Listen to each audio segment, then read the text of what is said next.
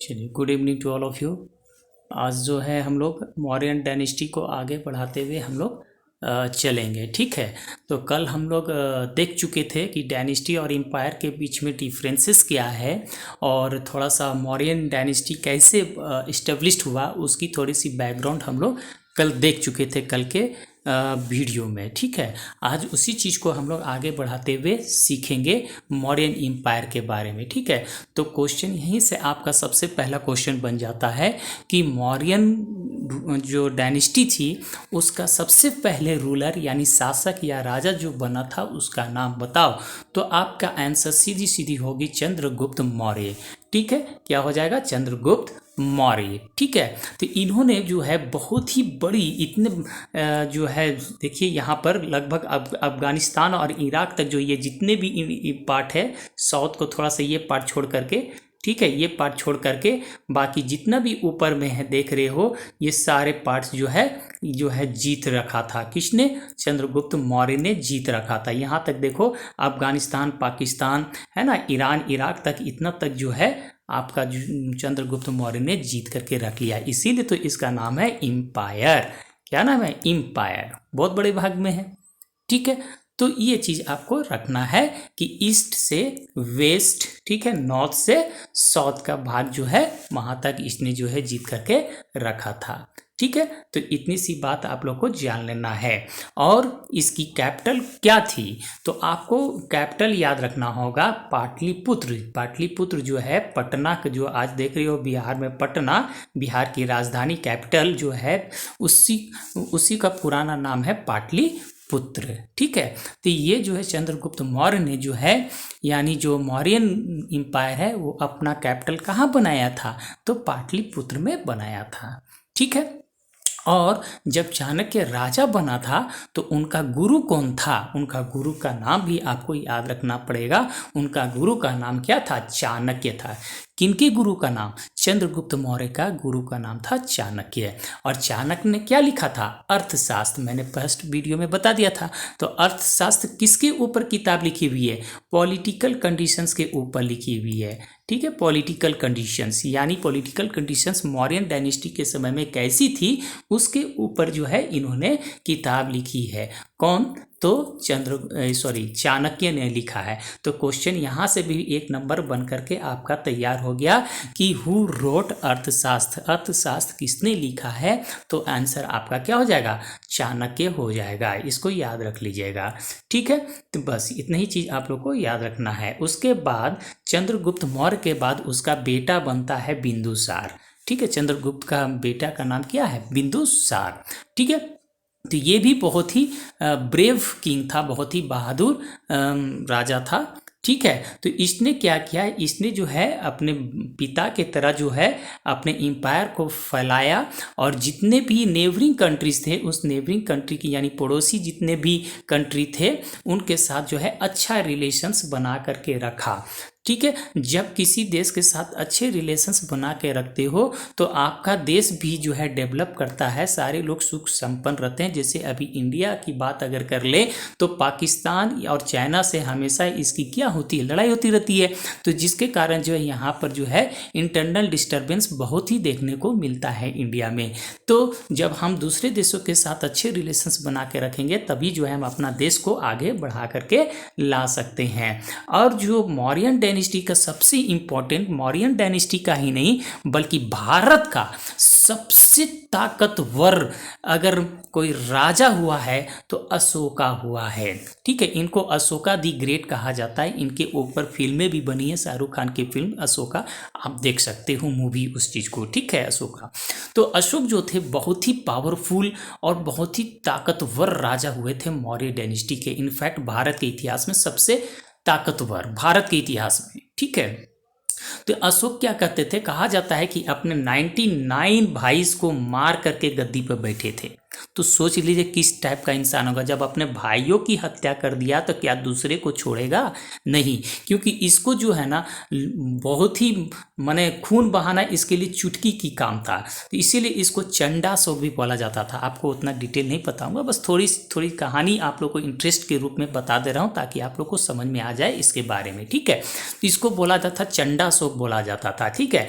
मतलब क्या है, चंडाशोका का मतलब क्या होता है कि ये जो है कहीं भी जाता था तो केवल मार काट खून बहाव यही जानता था, ये पॉलिसी जानता था, ठीक है। तो यहाँ से अशोका से एक इम्पॉर्टेंट बात बन जाती है कि ये राजा कब बना था। तो ये राजा कब बना था, 272 BCE में बना था, ठीक है। और इस जो बिंदुसार, इसके पहले जो इसके पिता थे बिंदुसार क्या किए थे, यहाँ तक ही जीत पाए थे। लेकिन ये क्या करेंगे, ये जब अशोका आएंगे तो ये कलिंगा जो है, देख रहे हो जो मॉडर्न ओडिशा को पहले क्या बोला जाता, ओडिशा का पुराना नाम है कलिंगा, ठीक है। इसी कलिंगा को इसने जीता। अब तक जो इसके चंद्रगुप्त मौर्य थे या बिंदुसार थे, वो उन्होंने अभी कलिंगा को नहीं जीत पाया था। क्यों नहीं जीत पाया था? क्योंकि कलिंगा जो है ये पूरा पहाड़ी इलाका है, ऊबड़ खाबड़ इलाका है, तो इसको जीतना बड़ा मुश्किल होता था। क्योंकि यहाँ पर लोग जो है सैनिक लोग होते थे, चोरी छिपे जो हैं, अगर कोई सैनिक आते थे तो पहाड़ से इन पर पत्थर गिरा गिरा करके जो है सबको भगा देते थे और छिप जाते थे, जिसको बोलते थे गोरीला वार, ठीक है। गोरीला भी क्या करते हैं, छिप छिप के वार करते हैं। उसी तरह से यहाँ छिप छिप के तो पता ही नहीं चलता था कि सैनिक कहाँ से हम पर पत्थर गिरा रहे हैं, कहाँ से तीर धनुष मार रहे हैं, तो बहुत ही लॉस सहना पड़ता था जो भी इस पर आक्रमण करता था। तो कलिंगा को जीतना बड़ा मुश्किल था। लेकिन अशोक ने जिद बांध लिया था कि मैं इस कलिंगा को जीत करके रहूंगा और भारत में शामिल कर लूंगा, अपने एम्पायर में शामिल कर लूंगा। कई मंत्रियों ने उसको समझाया कि राजन इसको मत अटैक कीजिए, बड़ा मुश्किल है, लेकिन उसने जीत ठान ली, क्योंकि वो जहाँ भी जाता था जीत उसकी सुनिश्चित होती थी और दोनों में लड़ाई होती है। लेकिन अंत में क्या होता है, अशोक जीत जाता है। चारों तरफ खून तबाही मचे हुए रहते हैं, उन लाशों में जो है बूढ़े बच्चे महिलाएं सब रो रही होती है चारों तरफ से कि भाई जो है क्या हो गया क्या हो गया। तभी जो है एक जो है बौद्ध सेंट आते हैं, ठीक है, बौद्ध जो भिक्षु आते हैं और उनको वो समझाते हैं कि आप जो है इतना नरसंहार किए, इतने लोगों को मारे हो, अब किस पर तुम राज करोगे, अपने आप को जो राजा समझ रहे हो किस पर तुम राज करोगे। ये सुन करके, ये देख करके जो है उनका दिल जो है परिवर्तित हो जाता है और वो उसी दिन से शपथ ले लेते हैं कि अब जो है मुझे युद्ध नहीं करना है, अब मुझे जो है लोगों का दिल जीतना है।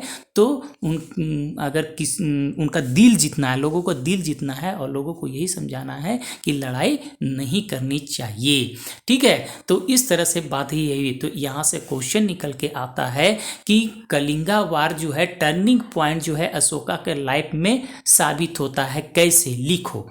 तो यही आप लोग को लिखना पड़ेगा कि उन्होंने क्या किया था। There was a huge loss of life and property of the widows and children deeply moved Ashoka, he placed never to war prove to be a great turning point. यहाँ से आप लिख दोगे, आपका आंसर क्लियर हो जाएगा, ठीक है। तो अशोका के जीवन में जो है कलिंगा वार बहुत ही बड़ा रोल प्ले करता है।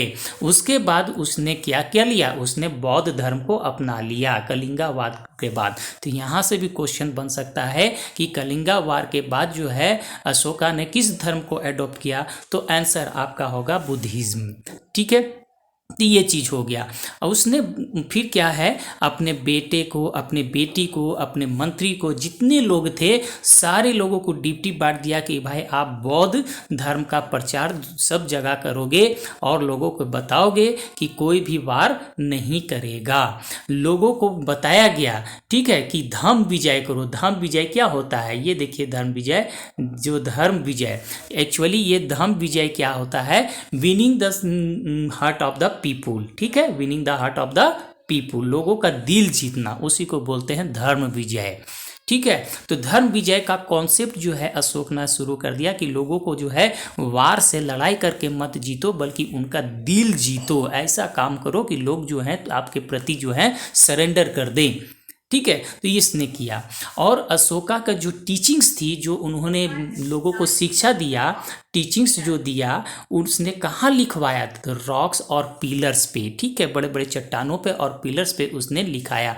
तो अब यहाँ से भी क्वेश्चन आता है कि जो अशोका ने जो उसमें लोकल लैंग्वेजेज होती थी, ठीक है, तो लोकल लैंग्वेज जैसे आज देखते हो भोजपुरी, मगही, बांग्ला, ये सब क्या है? लोकल लैंग्वेजेज है जो छोटे क्षेत्र में बोली जाती है। तो उसमें भी जो है अशोक के समय में जो लोकल लैंग्वेज होती थी, प्राकृत, ये तीन लैंग्वेज है, प्राकृत, ग्रीक एंड अरेमिक, ये लोकल लैंग्वेज होती थी। इसी लैंग्वेज में उसने लिखवाया ताकि जो है सारे लोग उस चीज़ को, टीचिंग्स को पढ़ करके समझ सके कि अशोका ने क्या कहा है, क्या क्या जो है फिलोसफी अपना दिया है। और इसी टीचिंग्स को बोलते हैं एडिक्स, यानी जो पिलर्स पे और रॉक्स पे जो उसने खुदवा करके लिखा उसी को बोलते हैं एडिक्स। ठीक है, यहाँ तक कोई कंफ्यूजन नहीं होनी चाहिए। ठीक है, अब जो है अशोका जो है, यहाँ से भी क्वेश्चन निकल के आता है कि धम्म विजय क्या होता है? धम्म विजय, ठीक है, तो धम्म क्या होता है? अशोक ने एक नया कॉन्सेप्ट, एक नया फिलोसफी, एक नया रिलीजन के रूप में स्टार्ट किया जिसको बोलते हैं धम्म। ठीक है, तो धम्म कुछ नहीं है, धम्म का मतलब होता है, संस्कृत वर्ड है, ये प्रकृत वर्ड है। धम्म क्या है?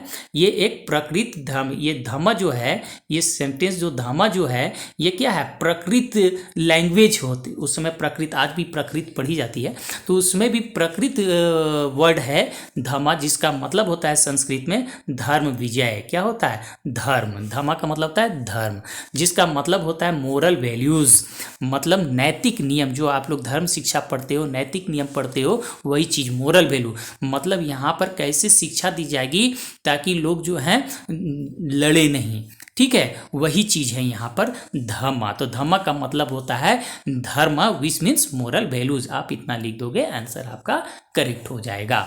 ठीक है, तो अब अशोका धम्म के मतलब क्या हुआ है? अशोका धम्म में उन्होंने क्या क्या बोला था, मोरल वैल्यूज मतलब नैतिक शिक्षा, धर्म शिक्षा, क्या क्या उन्होंने पढ़ाया था, उसके बारे में हम लोग जानेंगे। उन्होंने, तो ये वेरी वेरी इंपॉर्टेंट क्वेश्चन है, इसको आप जो है रट जाइएगा, एग्जामिनेशंस में पूछा ही जाता है आप लोग का। ठीक है, right the features of Ashoka Dhamma. तो आप लोग को लिखना पड़ेगा कि अशोका ने क्या कहा था, कि उसने कहा था कि सारे लोगों को आप जो पेरेंट्स को जो है केयर करोगे, अच्छी तरीके से उनसे प्यार करोगे, जितने भी जीव जंतु हैं उनसे जो है अच्छे व्यवहार करोगे, उनसे वायलेंस नहीं करोगे, ठीक है, सच्चाई का रास्ता पर चलोगे, जो भी नौकर हैं, सर्वेंट्स हैं, दास हैं, गुलाम हैं, वर्कर्स हैं, उन सारे के प्रति जो है उदार व्यक्ति बनोगे, काइंड रखोगे, सॉफ्ट हार्ट रखोगे, है ना, रेस्पेक्ट एल्डर, सारे जो हैं एल्डर्स के जो है सम्मान करोगे, जो भी बड़े लोग हैं उनका सम्मान करोगे, चाहे साधु हैं, संत हैं, टीचर हैं, सबके साथ। और जो है नॉन वायलेंस कार्य रखेंगे, कोई भी जो है सोसाइटी में नॉन वायलेंस जो है फॉलो करेंगे, वायलेंस नहीं करेंगे, चाहे कोई भी जानवर हो। जैसे हम लोग क्या करते हैं, खुश रहते हैं पार्टी में जो है बकरा काट देते हो, या फिर जो है मुर्गी को जो है तुम लोग जो है काट देते हो, तो ये सारी चीज़ें नहीं होनी चाहिए, अशोका ने कहा था। ठीक है, और शांति का पाठ उन्होंने पढ़ाया था। तो ये जो फीचर्स उन्होंने कहा था, ठीक है, तो इसको याद कर लो जगह। और उन्होंने क्या कहा था कि सारे लोग जो है एरोगेंस को जो है अवॉइड करोगे, जो भी दुश्मनी है उसको जो है सेक्रीफाइस करोगे। एनिमल फाइटिंग, जो पहले वहाँ लड़ाई के लिए कि आज जो लड़ाई लड़ाई जाती थी लोग जानवरों के बीच में, उससे क्या होता था, जानवर कई लोग मारे जाते थे, तो उसको भी उन्होंने बंद करा दिया था, एनिमल्स फाइटिंग को। आज भी बहुत सारे आदिवासी समाज में देखोगे कि मुर्गा लड़ाई होता है, बकरा लड़ाई होता है, बहुत सारी लड़ाई होती है आज भी, तो उसमें भी हुआ करता था, लोग इंटरटेनमेंट के लिए करते थे। तो ये सारी चीज़ जो है अशोक ने बंद करवा दिया था। ठीक है, लोगों को जो है वो चाहता था कि लोग जो है सब एक दूसरे के साथ हारमोनी में रहें, मतलब अच्छे शांति तरह से रहें। ठीक है, और उन्होंने क्या कहा था, सारे धर्म को जो है सम्मान पूर्वक रिस्पेक्ट करना चाहिए। नहीं कि ये बौद्ध है तो हम बौद्ध ही को केवल मानेंगे, ऐसा नहीं। वो कहते थे कि सारे को जो है रिस्पेक्ट करना चाहिए। ठीक है, इस तरह से अशोक ने क्या देखा, अशोक चाहता था कि भी समाज में इस तरह से हम व्यवस्था करें कि सारे लोग जो हैं खुशहाल रहें। ठीक है, तो इसीलिए उसने एक नया कॉन्सेप्ट लेके आया धम्म। ये धम्म जो है सारे लोगों को मानना पड़ता था। ठीक है। तो ये सब बात हुआ। तो अब जो है और अशोक क्या थे, वो राजा थे। तो राजा अपने एक पिता के तरह होते हैं, और जो प्रजा होती है यानी जो लोग होते हैं वो संतान की तरह यानी पुत्र के या पुत्री के समान होते हैं। तो उसने भी, अशोक ने बोला था कि भाई मैं इस राज्य का पिता हूँ, तो पिता का फर्ज क्या होता है कि अपने बेटे या बेटियों को कोई भी दिक्कत ना हो। तो वो उसने भी यही सोचा कि मेरे जितने भी एम्पायर के लोग हैं उन लोगों को कोई दिक्कत ना हो। तो उसने क्या क्या किया, उसने किया कि जो है लोगों को ज़्यादा से ज़्यादा फैसिलिटीज़ पहुंचाने की कोशिश किया। ठीक है, मैक्सिमम फैसिलिटीज़ लोगों को पहुंचाने की कोशिश किया। तो मैक्सिमम फैसिलिटीज़ क्या क्या किया उसने कि रोड के साइड उसने जो है पेड़ लगवा दिया। तो पेड़ लगवाने से क्या होगा, जैसे आज भी आप कहीं गाँव में जाते हो तो जहाँ गाड़ी नहीं चल सकती है, पैदल चलते हो, तो गर्मी के दिन में क्या करते हो, धूप तेज होती है तो थक जाते हो, तो पेड़ के नीचे आराम से बैठ करके छाया में आनंद लेते हो, और पेड़ में अगर फल भी हुआ तो तोड़ के खा भी लेते हो। तो इसलिए उसने क्या किया, उस समय तो कोई टेक्नोलॉजी थी नहीं, गाड़ी नहीं थी, तो क्या किया उसने कि दोनों तरफ जो है पेड़ लगवा दिया रोड के दोनों साइड में। ठीक है, ये सपोज कर लो रोड है, और रोड सड़क के किनारे दोनों तरफ इधर भी जो है पेड़ लगवा दिया। और कैसे पेड़, फलदार पेड़, मतलब फल लगने वाला, ताकि जो भी यहाँ से गुजरे, जो भी यात्री जाए यहाँ से इस रोड से, थक जाए तो इस पेड़ के नीचे जो है बैठ करके आराम से छाया ले ले और फल भी खा ले, अपने भूख मिटा ले। ठीक है, उसने और क्या किया, हॉस्पिटल्स बनवाए, कैनल्स बनवाए। कैनल्स क्या होता है, कैनल्स समझते हो, कैनल्स, कैनल्स किसको बोलते हैं? ठीक है, कैनल्स किसको बोलते हैं समझते हो? नहीं, तो चलो मैं बता देता हूँ कैनल्स किसको बोलते हैं। सपोज करो ये नदी है यहाँ पर, और तुम्हारे यहाँ पर खेत है, यहाँ पर कहीं पानी आने की व्यवस्था नहीं है, तो इसने क्या किया कि गड्ढा यहाँ से करवा दिया। गड्ढा करके क्या होगा, इस पानी जो है इस यहाँ आ गया खेत में, तो इसी को बोलते हैं कैनल्स। ये जो गड्ढा करवा करके जो बनवाया इसी को बोलते हैं कैनल्स, इससे पानी आ गया तो ये खेत तक आराम से पहुँच गया। तो उसने क्या किया, इसी तरह से कैनल सारे जगह बनवा दिया, ताकि जो है सारे लोग जो है खेत में पानी पहुँचा सके, खेती बढ़िया से कर सके। ठीक है, जानवरों के लिए भी उन्होंने हॉस्पिटल खुलवाया। और फिंजेज मतलब जो अनाथालय, जिनका जो माता पिता या कोई पेरेंट्स नहीं होते हैं, तो उनको कौन देखेगा, वो कहाँ रहेंगे, तो इसलिए उनके लिए घर बनाया जिसको बोलते हैं हम लोग ऑर्फेंजेस। ठीक है, तो इस तरह से उन्होंने जो है लोगों के कल्याण के लिए काम किया। तो यहाँ से भी क्वेश्चन आता है कि अशोका ने जो है लोगों के कल्याण के लिए क्या क्या व्यवस्था की थी, लिखो। तो अब लिख सकते हो आप लोग। ठीक है, तो अब यहाँ से भी एक नंबर का क्वेश्चन आता है, धम्म महामाता किसको कहा जाता है? तो धम्म माता उसको कहा जाता है जो बौद्ध धर्म को प्रचार करने वाले अपॉइंटमेंट होते थे राजा के द्वारा, उसी को धम्म महात्मा कहते थे। जैसे सपोज कर लो ये राजा है, ये कोई जो मंत्री है या बेटा या बेटी कोई भी रिलेटिव है, ये दोनों को जो है अशोका ने क्या कहा था कि भाई जाओ बौद्ध प्रचार करो। तो यही बौद्ध प्रचार करने वाले जो होते थे इनको बोलते थे धम्म महात्मा। इन्हीं के अंडर में सारे लोग जो है प्रचार करते थे, यानी हेड होते थे, प्रचार करने वाले जो होते थे उनका हेड को कहते थे हम लोग धम्मात्मा। इतना ही आप लोग जान लीजिए। ठीक है, और कोई इतना जानने की जरूरत नहीं है। अब हम लोग पढ़ेंगे एडमिनिस्ट्रेशंस कैसी थी, वहाँ का शासन कैसा था, वो चीज़ हम लोग देखेंगे। एडमिनिस्ट्रेशंस की मतलब राजा लोग कैसे राज्य करते थे, कैसे शासन चलाते थे, उसके बारे में थोड़ी सी जानकारी ले लेंगे। ठीक है, तो मौर्यन एडमिनिस्ट्रेशन जो था, चाणक्य ही जो मेन रोल प्ले करता था, यानी जो गुरु थे, तो गुरु अच्छे मिलते हैं तो आप अच्छे बनते भी हो, है ना। तो जैसा शिक्षक होते हैं तो आप वैसे ही बनते हो। तो चाणक्य बहुत ही इंटेलिजेंट गुरु थे। उस समय के लोग जो है देश, पूरे विदेश का लोग जो है इनको जानता था चाणक्य। तो चाणक्य के गाइडेंस में मॉडर्न एडमिनिस्ट्रेशन बहुत ही आगे जा रहा था, बहुत अच्छा काम कर रहा था। ठीक है, और जो स्टेट का जो सबसे माने जितना भी जैसे आपका न्याय देना, ठीक है, किसी को सजा देना हो या फिर लड़ाई लड़ना हो या कुछ वेलफेयर का जो है पॉलिसी चलाना हो, सारे डिसीजंस कौन लेता था? राजा ही लेता था। यानी जितनी भी चीज़ें थी सारे उसी के अंडर में थी, उसी के पास शक्ति थी। ठीक है, मिलिट्री भी उसी के हाथ में था, जुडिशरी भी मतलब जो न्याय देता है, जैसे कोर्ट आज होता है, कोर्ट का फैसला कौन सुनाता है? जज होते हैं, तो उसी तरह से वो भी राजा ही सुनाते थे। ठीक है, तो ये सारी चीज़ें जो है उनके पास होता था, राजा के पास। यानी राजा जो हेड होता था, हर चीज़ का राजा होता था। लेकिन राजा जो है इतने बड़े एम्पायर पर तो राज्य नहीं कर सकते हैं, तो उनको हेल्प करने के लिए क्या होते थे, मंत्री परिषद। क्या होते थे, मंत्री परिषद। तो मंत्री परिषद क्या होता है, जैसे सपोज कर लो कि ये इंडिया कंट्री इतना बड़ा, तो इतना कंट्री को देखने के लिए पीएम यानी प्राइम मिनिस्टर कौन है अभी, मोदी जी।